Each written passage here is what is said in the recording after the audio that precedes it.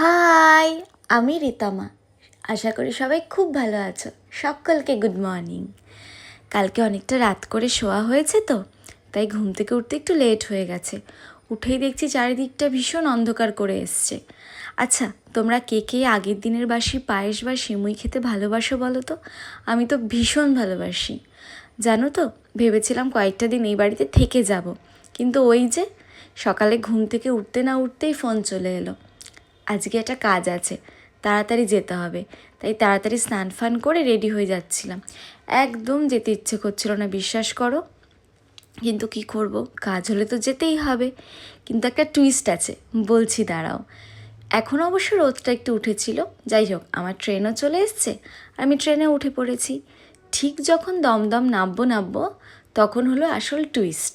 ফোনটা করে বলল আজকের কাজটা ক্যান্সেল, কাজটা আবার পরের সপ্তাহে হবে। ব্যাস, আমার তো মাথাটা গরম হয়ে গেল।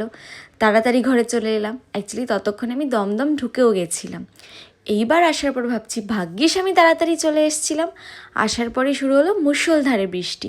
চলো আজকে আমি বৃষ্টি দেখি। টাটা।